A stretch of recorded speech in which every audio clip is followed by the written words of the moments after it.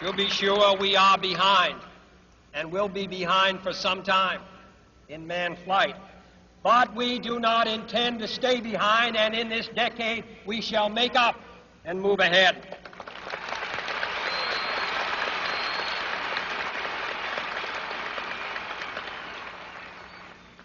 The growth of our science and education will be enriched by new knowledge of our universe and environment, by new techniques of learning and mapping and observation, by new tools and computers for industry, medicine, and the home as well as the school.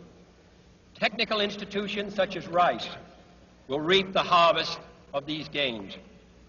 And finally, the space effort itself, while still in its infancy, has already created a great number of new companies and tens and thousands of new jobs. Space and related industries are generating new demands in investment and skilled personnel, and this city and this state and this region will share greatly in this growth. What was once the furthest outpost on the old frontier of the West will be the furthest outpost on the new frontier of science and space. Houston,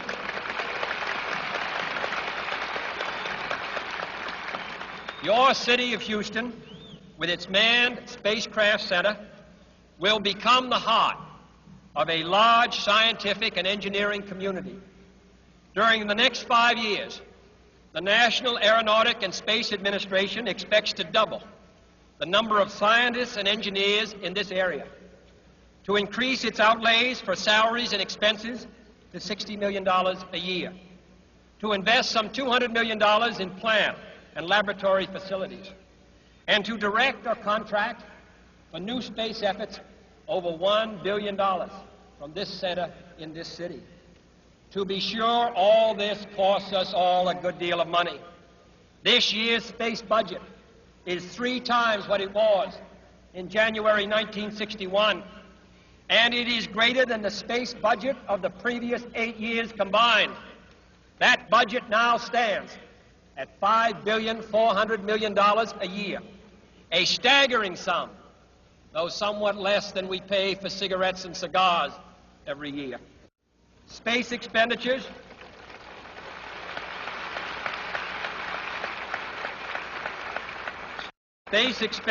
will soon rise some more, from 40 cents per person per week to more than 50 cents a week for every man, woman, and child in the United States. For we have given this program a high national priority, even though I realize that this is, in some measure, an act of faith and vision, for we do not now know what benefits await us.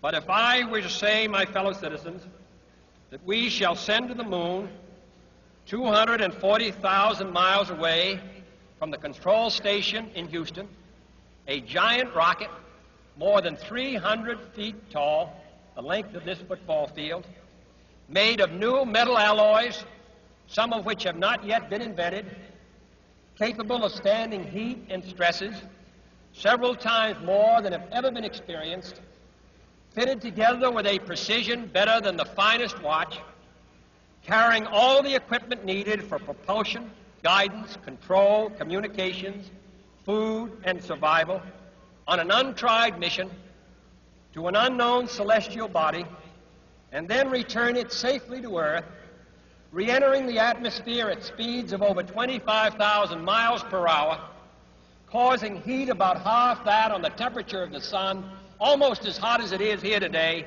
and do all this, and do it right, and do it first before this decade is out, then we must be bold.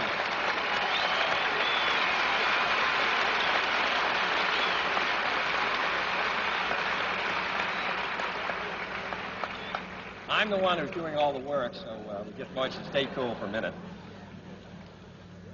However, I think we're going to do it. And I think that we must pay what needs to be paid. I don't think we ought to waste any money, but I think we ought to do the job. And this will be done in the decade of the 60s.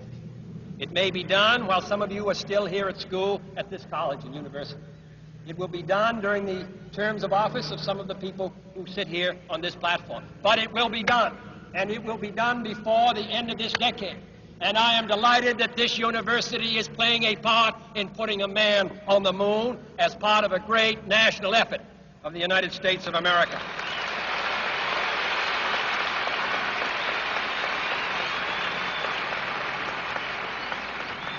Many years ago, the great British explorer George Mallory, who was to die on Mount Everest, was asked why did he want to climb it. He said, because it is there. Well, space is there, and we're going to climb it. And the moon and the planets are there, and new hopes for knowledge and peace are there. And therefore, as we set sail, we ask God's blessing on the most hazardous and dangerous and greatest adventure on which man has ever embarked. Thank you.